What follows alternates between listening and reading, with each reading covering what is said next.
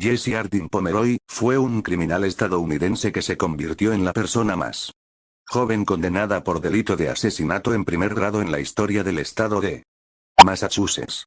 Jesse Pomeroy nació en Charlestown, Massachusetts, hijo de Thomas J. y Ruth Ann Pomeroy. Fue el segundo de dos hijos. Su hermano Charles era 2 años mayor.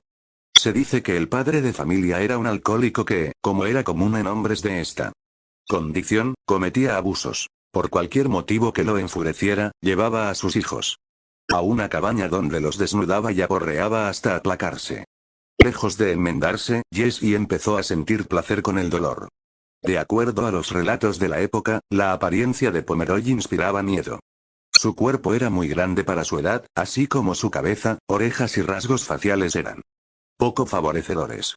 Su ojo derecho carecía de pupila y el iris era tan claro que se confundía con la esclerótica, confiriéndole un aspecto aterrador. Jesse era un sujeto retraído y solitario. Durante su niñez fue pasto de los niños abusadores de su barrio. Mató a los canarios de su madre y cuando le descubrió torturando al gato del vecino, la familia prefirió no tener mascotas. Entre 1871 y 1872, hubo informes de que varios niños habían sido atraídos a zonas remotas y atacados por un muchacho mayor. El primero fue William Payne, de 4 años, quien fue hallado un día de diciembre de 1871 en una pequeña cabaña abandonada colgando de las manos, que estaban atadas con una cuerda suspendida del techo del lugar. Su espalda estaba cubierta de laceraciones. No fue capaz de denunciar a su atacante. El siguiente fue Tracy Hayden, de 7 años, en febrero de 1872. Pomeroy lo ató y torturó. Del ataque, Hayden resultó con los ojos morados, los dientes frontales partidos, la nariz rota y el torso cubierto de heridas. Tras este episodio la policía solo pudo enterarse de que el atacante era un muchachito de cabello castaño. A mediados de abril de 1872, Pomeroy atacó a un niño de 8 años, Robert Mayer, al que había prometido llevar a ver un circo. Lo desnudó casi por completo y mientras lo azotaba con una vara lo obligaba a maldecir. Mayer reportó que mientras Pomeroy lo golpeaba, se masturbaba. La policía comenzó a actuar interrogando a numerosos adolescentes de cabello castaño. Por alguna razón desconocida, la descripción del sádico bribón, como fue llamado. Desde entonces el joven que atormentaba a los niños de Boston, derivó en la de un adolescente con barba y pelirrojo. Mientras tanto, el lampiño y castaño Jesse Pomeroy escapaba con comodidad de la búsqueda policial. El siguiente golpe, a mediados de julio del mismo año, fue contra un niño desconocido de 7 años de edad, a quien le fue propinado el mismo tratamiento que a los demás. Una feroz paliza hasta que Pomeroy alcanzó el orgasmo. Esta vez la policía ofreció una recompensa de $500 a quien ayudara en la captura. En ese momento, Ruth Pomeroy decidió que su familia se mudara al sur de Boston.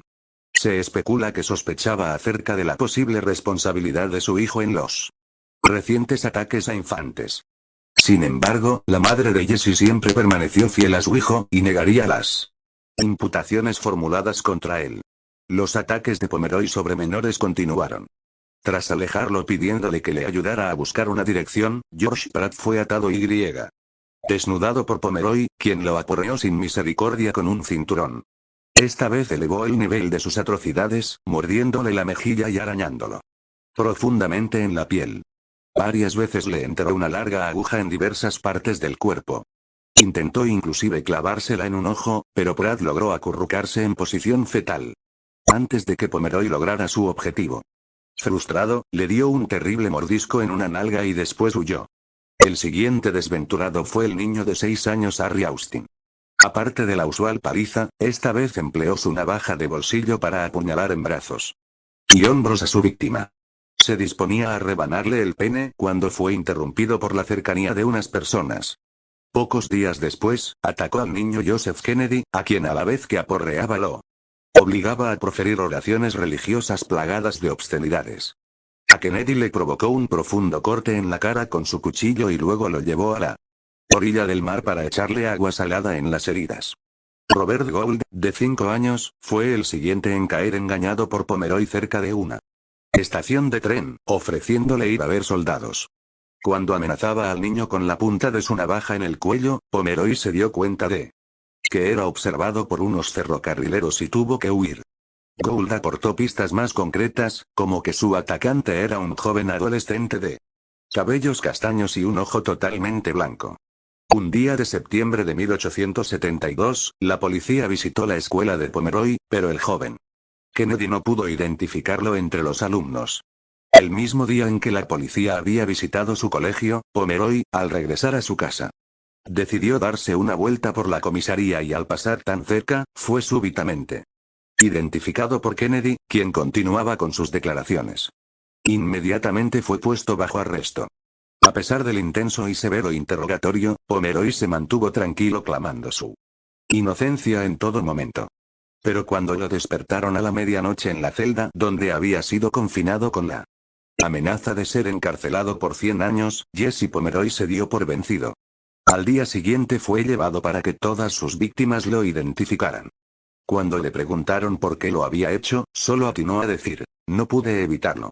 La sentencia fue el ingreso en un reformatorio juvenil hasta que cumpliera 18 años. El Lyman School en Westborough, Massachusetts, se convirtió en el siguiente hogar de Jesse Pomeroy. The Boston Globe cubrió esta historia muy incómoda para los estándares de la época. La última línea del artículo decía, se concluye por lo general que el chico es deficiente mental.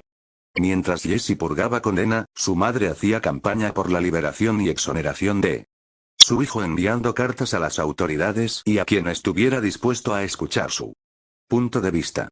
Como procuró ser un interno modelo, Pomeroy evadió eficientemente los castigos y las reprimendas.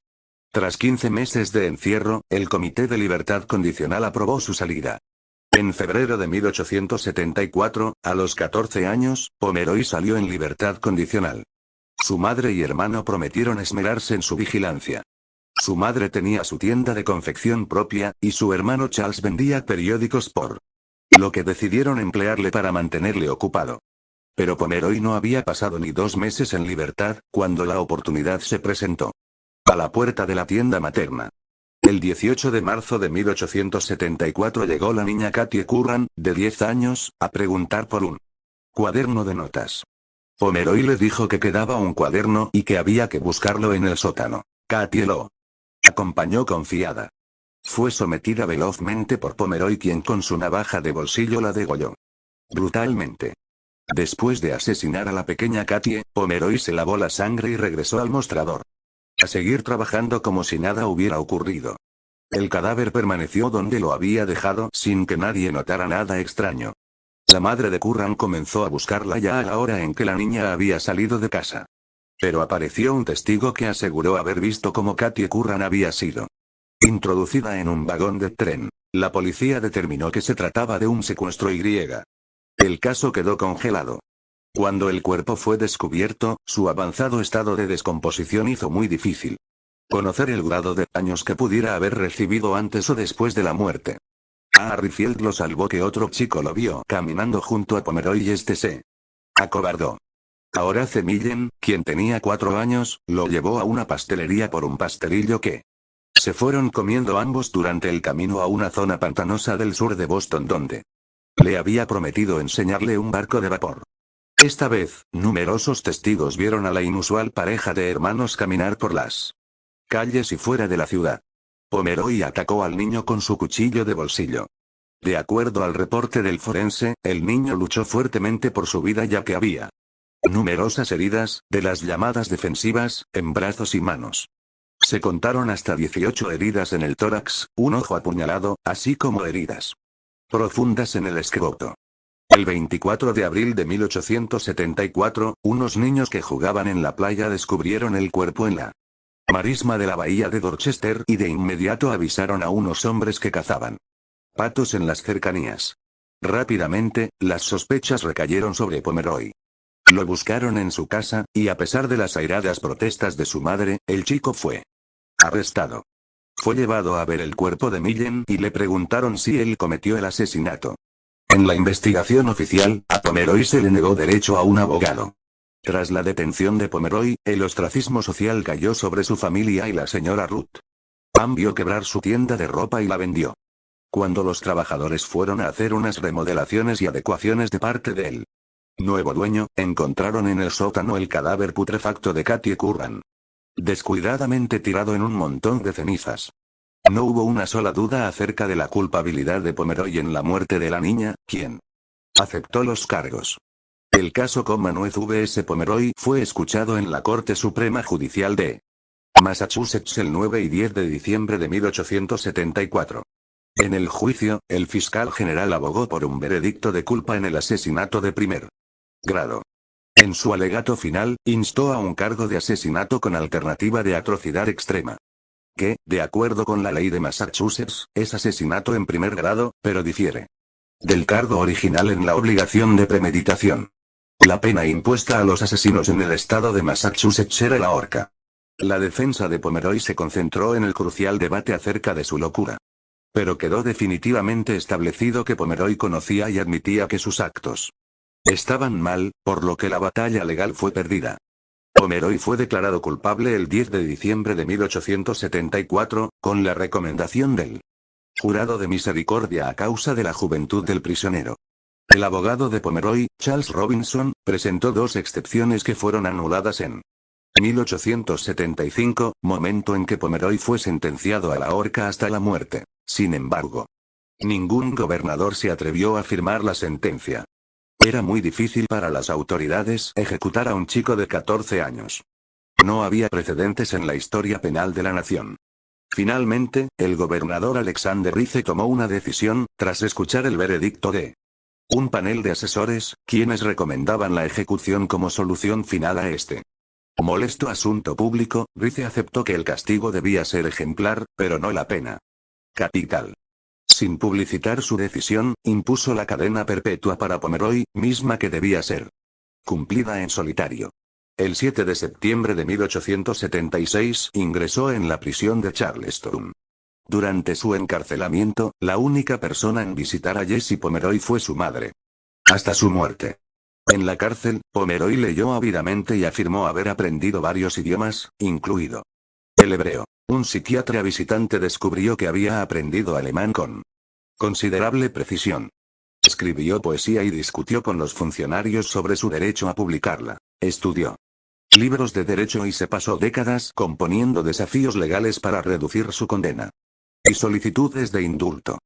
Un informe psiquiátrico de Pomeroy realizado en 1914 y ampliamente citado por The Boston Globe, indicó que había hecho 10 o 12 intentos decididos de fuga y que habitualmente se encontraban herramientas hechas a mano en su poder. En una ocasión resultó herido en una explosión al intentar redirigir una tubería de gas en la pared de su celda.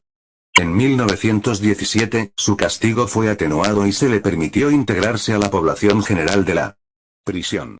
En 1929, debido a su mala salud, fue trasladado de la prisión de Charlestown para llevarlo a un hospicio de la policía para criminales dementes, donde pasó los 2 últimos años de su vida, plagado de enfermedades y en franca agonía. Falleció el 29 de septiembre de 1932. Pidió ser incinerado y las cenizas esparcidas, pero estas fueron enterradas entre las tumbas de su madre y hermano en el North Weymouth Cemetery. Murió sin sentirse culpable. Jamás mostró remordimiento alguno por sus víctimas.